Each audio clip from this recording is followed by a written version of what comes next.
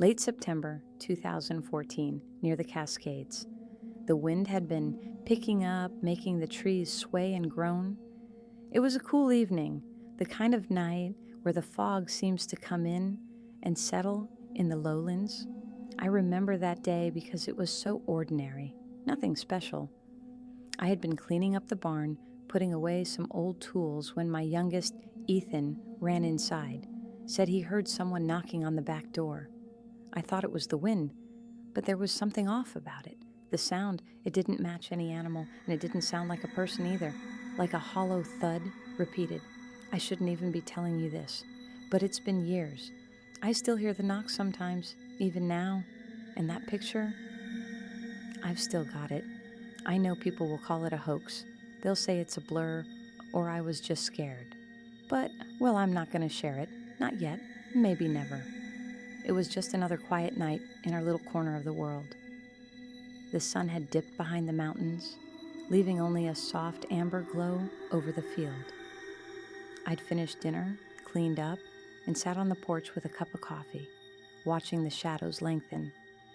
Ethan and his older brother Sam were playing in the yard, nothing out of the ordinary. The barn was locked up tight. I had been here all my life, and these woods, this valley, had always felt like home. Peaceful. The smell of pine and earth was thick in the air. That night, I remember feeling almost content, as if nothing could go wrong. That's the thing about living out here, though. Everything feels safe until it isn't. We were about 40 minutes from the nearest town, living on 12 acres that backed right up to National Forest land. The property line was marked by an old barbed wire fence that had mostly fallen down years ago. My grandfather built the house in 1967, back when logging was still good work around here. Now, it was just us, the trees, and whatever else lived back there in the dark. I'd grown up hearing stories about the woods, hunters seeing things, loggers finding prints they couldn't explain, but I never put much stock in any of it. Ghost stories, mostly. Things people tell each other when they've been alone too long. The boys were getting older. Sam was 14 that year, tall and lean like his father had been. Ethan was only 7, still small enough to carry on my shoulders when he got tired. They'd been raised out here, knew these woods better than most adults. Sam had started hunting with me the year before, learning to track deer and read sign. Ethan mostly just wanted to explore, always coming home with pockets full of interesting rocks or bird feathers. Good kids, happy kids. That evening felt like every other September evening I'd known. Cool air coming down from the mountains, carrying the smell of fir and damp earth. The light going golden and soft through the trees. I could hear the creek running somewhere beyond the barn, swollen from early rain. A raven called from the ridge. Normal sounds, comfortable sounds. I should have known better. It was after dark when it started. Ethan had come inside, and Sam was still running around outside with the dog. I heard the knocking then, 3 distinct thuds, one after the other. It wasn't a branch snapping or something falling over. It was almost too rhythmic, like someone was tapping on the barn door. I tried to brush it off.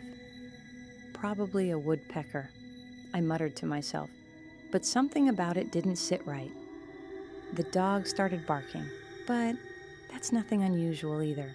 The wind had begun to pick up too, making the trees sound like they were groaning under pressure. I told myself it was nothing. I went inside and made sure the windows were closed tight, but it didn't feel like nothing. The knocks came in sets of 3, always 3. I stood in the kitchen, dish towel in my hand, listening. Knock, knock, knock. Then silence, then maybe 5 minutes later, 3 more. It wasn't random. There was intention behind it, like someone testing to see if anyone was home. But we were miles from the nearest neighbor, and nobody just walks up here at night. The road was barely maintained, full of potholes and washouts. You had to know where you were going. Sam came in with the dog around 9. The dog was still agitated, whining and pacing by the back door. "What's wrong with her?" Sam asked, crouching down to calm her. She was a good dog, a German Shepherd mix we'd had since she was a puppy. Not easily spooked, but that night she wouldn't settle, kept circling and staring at the door. "Did you hear anything out there?" I asked him. He shook his head. "Just wind. Why?" I almost told him about the knocking, but I didn't. What was I going to say? That someone was knocking on the barn at night and I was afraid? He would have gone out there to check, and for some reason, I didn't want him to do that. Something told me to keep everyone inside. Lock the doors. Turn on all the lights. "Nothing," I said. "Just checking." That night, I lay awake listening. The wind moved through the trees like breathing. The house settled and creaked, but I didn't hear the knocking again. Just the normal sounds of an old house in the woods, alone with the dark pressing in from all sides. I mentioned the knocking to Sam the next morning over breakfast, trying to keep my tone light. "Probably just the wind," he said, exactly what I'd told myself. He never took the whole Bigfoot thing seriously. Nobody did around here, even though the stories were everywhere if you paid attention. The old-timers at the feed store, the guys at the lumber yard, they all had something they'd seen or heard. But Sam was 14 and practical. He believed in what he could see and touch. "You and your forest stories," he said, grinning. There was affection in it, but also dismissal. I didn't push. The thing is, I'd never been the type to believe either. My father used to tell stories about seeing a Bigfoot when he was young, back in the 50s, but he also drank too much and wasn't reliable. I'd filed it away with Santa Claus and the Tooth Fairy, things parents tell children, things that made the woods more interesting than they really were. But I'd lived here 32 years. I knew the sounds of this place. I knew what the wind sounded like, what falling branches sounded like, what bears and cougars and deer sounded like. And those 3 knocks weren't any of those things. They were deliberate, placed. Someone, or something, had made them on purpose. I went out to the barn that afternoon while the boys were at school. The door was fine, no marks on it. The ground around it was soft from rain, but I couldn't find any tracks, just mud and pine needles. I walked around the whole building, checking. Nothing seemed disturbed. The tools were where I'd left them. The hay bales were stacked neat, everything normal. But standing there in the dim light, filtering through the boards, I felt watched. It's hard to explain if you haven't felt it. That prickle on the back of your neck. That certainty that you're not alone. I turned slowly, scanning the tree line. Nothing moved, just the endless pattern of trunks and shadows, the forest holding its secrets close. I went back inside and didn't mention it again. What was there to say? I heard 3 knocks, and now I feel weird. Sam would just roll his eyes. Better to forget it.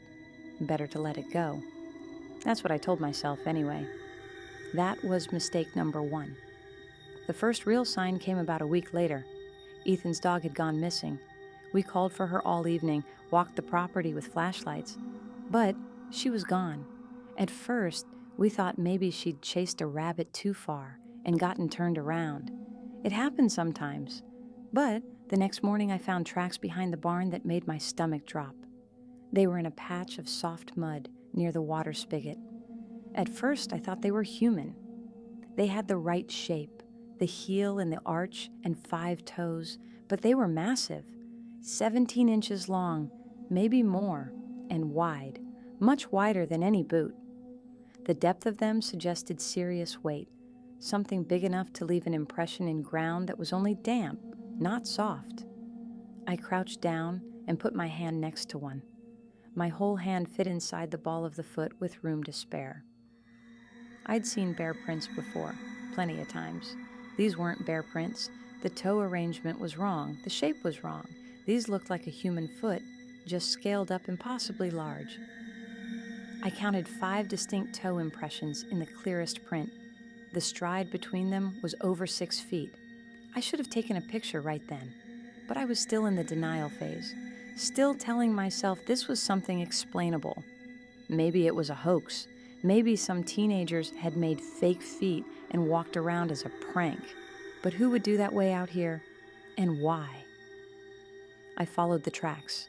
They led from the forest, past the barn, around the water spigot where the ground was softest, and then back into the trees. Just a quick visit, in and out. The dog's prints were nowhere near them. She hadn't chased whatever made these tracks. She'd just vanished. By mid-afternoon, we'd expanded the search. Sam and I walked 2 miles in every direction, calling and whistling. Nothing. The forest was absolutely quiet. No birds, no squirrels, just that heavy, waiting silence that made me want to whisper. We found her collar near the creek, about half a mile from the house. It wasn't torn or chewed. The buckle had just come undone, like someone had taken it off carefully and left it where we'd find it. She might still be alive, Sam said, but he didn't sound convinced. We searched until dark and came home empty. Ethan cried himself to sleep. I lay awake, listening to the house, waiting for 3 knocks that didn't come. Sam went hunting 2 days later, trying to get his mind off things. He came back before noon with a look on his face I'd never seen before. He wouldn't talk about it at first, just walked straight to the shower and stayed in there for 20 minutes. When he came out, his hunting jacket was in a garbage bag on the porch. "What happened?" I asked. He sat at the kitchen table, hands wrapped around a mug of coffee. "I don't know," he said. "I was up on the ridge, maybe 3 miles north. Found a good spot overlooking a meadow. I was just sitting there, waiting, and then..." He stopped, shook his head. "What?" "The smell," he said. "It came out of nowhere, like nothing I've ever..." He struggled for words, like wet fur and rot, and something else, something sharp. It was so strong I could taste it, and I heard something moving in the brush behind me, something big. I'd read about this.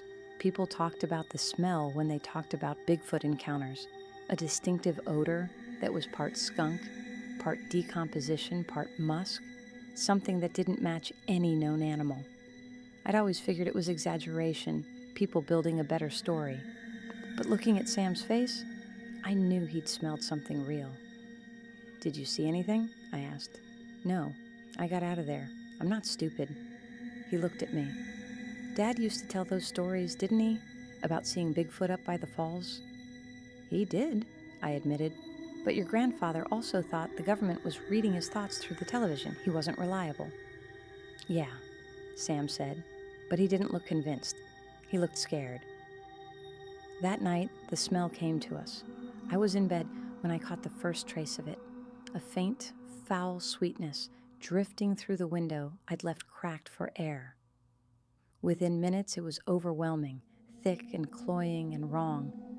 It filled the house. I got up and closed every window, but it was already inside, clinging to everything. The boys woke up coughing. We ended up sleeping in the living room with towels stuffed under the doors.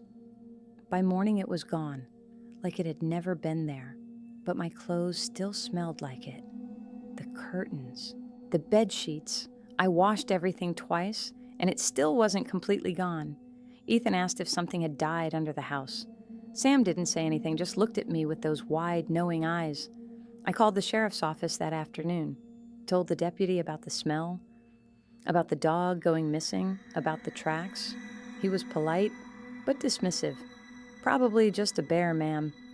They can smell pretty ripe, especially this time of year." He didn't offer to come out and look. That was the end of official help. We were on our own. The knocking came back that night. 3 slow, deliberate thuds on the back wall of the house, right behind the kitchen. It was close to midnight. I was still awake, had barely been sleeping since the smell incident. The moment I heard it, every hair on my body stood up. Knock, knock, knock. Then silence. Then a minute later, 3 more knocks. Same rhythm, same force, like someone testing the wall, learning the structure. I sat frozen in bed, barely breathing. The house felt different, smaller, like something massive was standing just outside, making everything inside seem fragile. Sam appeared in my doorway. "You hear that?" I nodded. We didn't need to say anything else. This wasn't the wind. This wasn't a branch. This was communication, and we both knew it. Something was out there, making sure we knew it was out there, announcing itself. The question was why. "Should we call someone?" Sam whispered. "And say what? That something's knocking on our house?" The deputy had already made it clear what he thought of our situation. Let's just wait." The knocking continued for 20 minutes, always 3 strikes, always the same location. Then it moved, around the side of the house, then to the front, then the other side. It was circling, taking its time, learning the building. I thought about going to the window, looking out, but I couldn't make myself move. Some instinct deeper than thought told me to stay still, to be small, to not draw attention. Finally, it stopped. The silence that followed was worse than the sound. I lay there listening to my own heartbeat, wondering if it was still out there, wondering what it wanted. The clock on the nightstand glowed 12:47 a.m. when I finally heard it move away. Heavy footfalls crunching through the underbrush, heading back toward the forest. Each step sounded like it carried enormous weight. Sam came and sat on the edge of my bed. "That wasn't a bear," he said. "No," I agreed. "It wasn't." "So what was it?" I didn't want to say the word. Saying it would make it real, but we both already knew. "Bigfoot," I whispered. "I think it's Bigfoot." "Ah!" The word hung in the dark between us. Ridiculous and impossible and absolutely true. For the first time since my father's drunken stories, I fully believed. Not because I wanted to, not because it made sense, but because there was no other explanation that fit.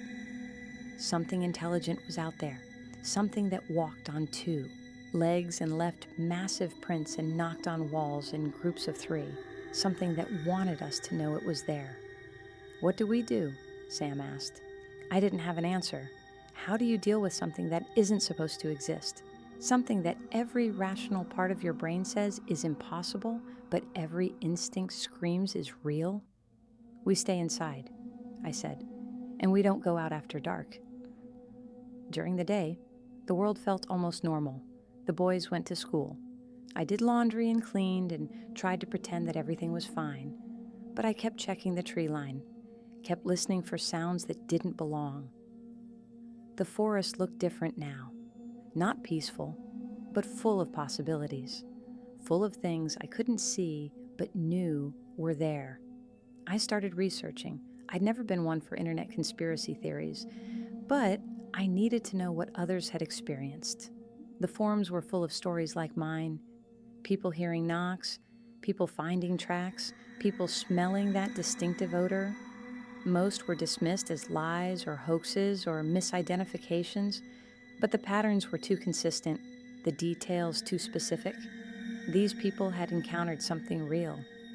One thread stuck with me. A woman in Oregon about 10 years ago described almost exactly what was happening to us. The knocking, the circling, the sense of being watched. She said it went on for 2 weeks, escalating each night. Then one night she left food out. Apples and bread and jerky. The next morning it was gone. The knocking stopped. They developed an understanding, she said. She left food once a week. It left them alone. Could it be that simple? Was this Bigfoot just hungry? Or was it something else? Was it curious about us? Trying to communicate? I didn't know, but I knew we couldn't keep living in fear like this. That afternoon I baked bread. I don't know why. It seemed important somehow to offer something homemade rather than just store-bought food. While it was cooling, I gathered other things.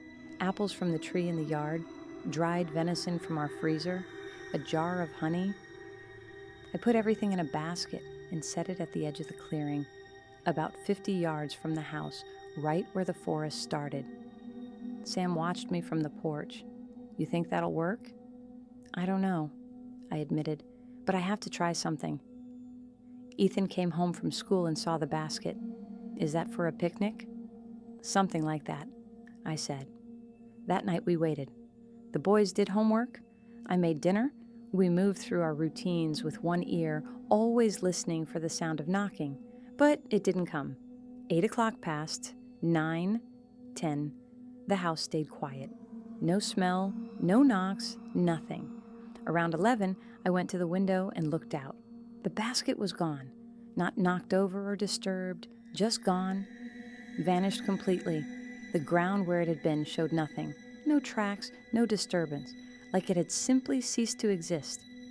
I felt a strange mixture of fear and relief. Something had taken the offering. The Bigfoot was real, and it was here, and it had accepted what I'd given. But what did that mean? Had I just fed a dangerous predator, or had I made the first gesture towards something like peace? I didn't know, but when I went to bed that night, I slept better than I had in days. The forest outside felt less threatening. Not safe exactly, but less immediately dangerous. Like we'd reached some kind of understanding, even if I didn't fully understand what it was. The next few days were quiet. No knocking, no smell, no signs at all, except for a growing certainty that we were still being watched. I'd catch movement in the corner of my eye, turn to look, and see nothing. The boys reported similar experiences. Ethan said he heard whistles in the woods during recess at school, which was only about a mile from our house. Sam said he felt eyes on him when he went to check the mail. I kept leaving food. Every few days, I'd put out another basket. Never in the same place, never the same contents. Sometimes it would be gone by morning. Sometimes it would take 2 days. Once, the basket was returned to the porch, empty and clean. That felt significant somehow, like a return gesture, a thank you. Other things started appearing, a smooth river stone on the porch railing, an arrangement of pine cones by the back door, stacked in a careful pyramid, a crow's feather, tucked into the screen door. Small things, strange things, things that felt like gifts. "It's trying to communicate," Sam said one evening, holding the river stone up to the light. It was shot through with bands of white and gray, perfectly smooth. "Bigfoot is trying to tell us something." I didn't correct him. The word didn't sound strange anymore when he said it. We'd moved past denial into acceptance. There was a Bigfoot in these woods. It was intelligent. It was aware of us. And for whatever reason, it wanted us to know it existed. The ranger stopped by on a routine patrol. I almost didn't tell her, but Sam convinced me. "She should know," he said. "What if it approaches someone else?" Her name was Jennifer Marks. She'd been working this district for 5 years, knew the area well. I showed her the river stone, the feather, told her about the knocking and the smell and the food offerings. She listened politely, took notes, but I could see the skepticism in her eyes. "Ma'am," she said carefully, "I understand you've had some unusual experiences, but there's no scientific evidence that Bigfoot exists. These gifts could be from anyone. Hikers passing through, local kids playing pranks." "Kids don't leave footprints 17 inches long," I said. "Bear tracks can look surprisingly humanoid, especially in soft mud. The toes can spread and create an impression that seems more human than it really is." She was trying to help, I understood that, but she was wrong. I knew what I'd seen, what we'd all experienced. This wasn't misidentification or imagination. This was real, but I also knew I couldn't convince her. People who haven't experienced it never believe. They can't. It exists outside their framework of possible things. "Just be careful," she said as she left. "Keep your food secured. Don't approach any wildlife. Call if you have any real concerns." Real concerns, as if what we'd been living with wasn't real enough. I watched her drive away, dust rising from her tires on the gravel road. We were alone with this. Whatever it meant, whatever happened next, we'd have to face it ourselves. I don't know what made me go out that night. Foolishness, probably. Curiosity. Maybe I needed to see it. Really see it, to fully believe.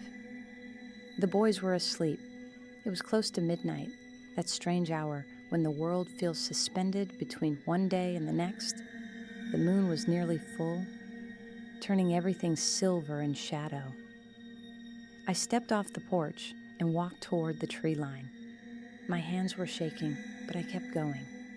I stopped at the spot where I usually left the baskets. The air was very still. No wind, no animal sounds, just that waiting silence that meant something was about to happen. And then I saw it.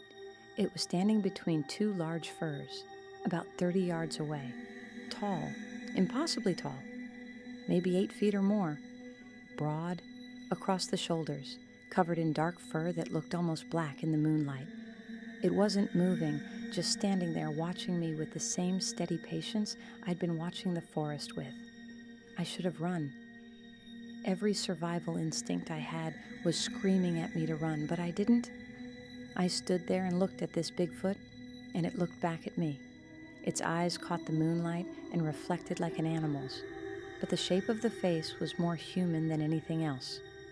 A heavy brow, a flat nose, a strong jaw. We stood like that for maybe 2 minutes. It felt like hours. I wasn't afraid anymore, not in that moment. I was filled with something else. Awe, maybe. Wonder. This creature that wasn't supposed to exist was right there in front of me, real and solid and undeniable. This was Bigfoot. Not a story, not a legend. Bigfoot. Then it moved, one step backward, then another. It moved with surprising grace for something so large, carefully placing each foot. It never took its eyes off me. The message was clear. I'm leaving now. I'm choosing to leave. You see me because I allow it. I heard the deep whoop sound, low and resonant, almost like a warning, but not quite. Then it turned and walked into the forest. I could hear it moving away, branches breaking under its weight until the sounds faded to nothing. I stood there shaking, not from fear, from the sheer enormity of what I'd just witnessed. I'd seen Bigfoot, face to face, real, alive, here. Every skeptical thought I'd ever had was gone. This was the truth. This was real. When I went back inside, I didn't tell the boys right away. I needed to process it myself first. I sat at the kitchen table with my hands wrapped around a cup of tea, trying to make sense of what had happened. The Bigfoot hadn't threatened me, hadn't approached aggressively. It had just let me see it. Let me know. That felt important. Like we'd crossed some threshold. We weren't strangers anymore. We were something else. Neighbors, maybe. 2 different kinds of beings, sharing the same forest, learning to coexist. I finally understood what my father had been trying to tell me all those years ago. The next morning I told Sam. We were sitting on the porch, drinking coffee. I'd started letting him have half a cup on weekends. The sun was filtering through the trees, turning the forest into a cathedral of light and shadow. I saw it last night, I said. The Bigfoot, I saw it. He didn't look surprised. What was it like? I tried to find words. Big, really big, covered in dark fur. But the eyes, they weren't animal eyes. There was intelligence there. It was looking at me the same way I was looking at it, thinking, deciding, understanding. Did it say anything? I laughed. No, but it didn't need to. I could tell it wasn't dangerous. Not to us, anyway. It's been leaving those gifts, taking the food. It could have hurt us any time, but it hasn't. I think it's just curious. We sat quiet for a while, watching the forest. Do you think anyone would believe us? Sam asked. No, I said, and I'm not sure we should tell them. That was when I realized the truth of our situation. We were protecting this Bigfoot, whether we meant to or not. If people knew about it, really knew, with proof, they'd come looking. Hunters, scientists, curious tourists. This place would be overrun. The creature would be harassed, maybe captured, definitely studied. Its peace would be destroyed, and I didn't want that. Despite the fear, despite the strangeness of it all, I didn't want this Bigfoot hurt. It had shown us respect. It had been careful with us. It deserved the same in return. We keep it to ourselves, I said. Just us. We don't tell anyone what's really happening here. Sam nodded slowly. What about Ethan? We tell him enough, that there's something in the woods, that it's not dangerous if we're respectful. But not everything. Not yet. He's still young. Over the next week, we saw the Bigfoot twice more. Once standing at the edge of the creek, drinking, once walking along the ridge at dusk, silhouetted against the sky. Each time it seemed aware we were watching, but didn't try to hide, like it wanted us to see. Like visibility was part of the agreement we'd reached. I took a photo the third time. My old digital camera zoomed in as far as it would go. The image was blurry, distance, and dying light, and my shaking hands all working against me. But you could see the shape. The massive shoulders, the head, the unmistakable profile of something that walked upright but wasn't human. I looked at that photo for hours. It was proof. Real proof. I could share it. I could show the world. People would have to believe. But I didn't share it. I saved it to a flash drive and hid it in a box in the back of my closet. The Bigfoot had trusted us with its presence. Betraying that trust felt wrong. Some things are meant to stay secret. Some truths are meant to be held close, protected from the world's harsh examination. The Bigfoot was ours, our secret, our strange neighbor in the woods, and we would keep it that way. We developed a routine. Every few days I'd leave food at the forest edge. Sometimes it was gone by morning. Sometimes the Bigfoot left something in return. More stones. Once, a perfectly shed elk antler. Another time, a piece of obsidian so black it looked like a hole in the world. Sam started a collection on his windowsill. Ethan called them forest presents and got excited every time a new one appeared. I tried to teach them respect. Whatever's out there, it's wild, I said. It's not a pet. It's not a friend exactly. It's something else. We share space with it. We respect its boundaries. We don't go looking for it. But it comes looking for us, Sam pointed out. That's different. It's choosing to. If we go tracking it down, we're invading its space. There's a difference. The knocking continued, but it changed. Instead of the aggressive circling from before, it came in gentler patterns. 3 soft knocks on the barn wall. 3 knocks on a tree near the house. Always 3. Always calm. It felt like the Bigfoot was announcing itself, saying hello, letting us know it was around. One evening in late October, just as the first snow was starting to dust the higher peaks, the Bigfoot left something different. A small basket woven from cedar bark and vine, filled with huckleberries. The basket was crude but functional, clearly made by hand, by the Bigfoot's hands. I held it carefully, marveling at the construction. This creature, this Bigfoot, had sat somewhere and woven this basket, had gathered the berries one by one, had carried it here and left it for us. The level of thought that required, the planning, the skill. It's trying to communicate, I said to Sam. This is more than just taking food and leaving rocks. It's showing us it understands exchange, gift for gift. It's trying to establish relationship. We ate the berries that night, all 3 of us.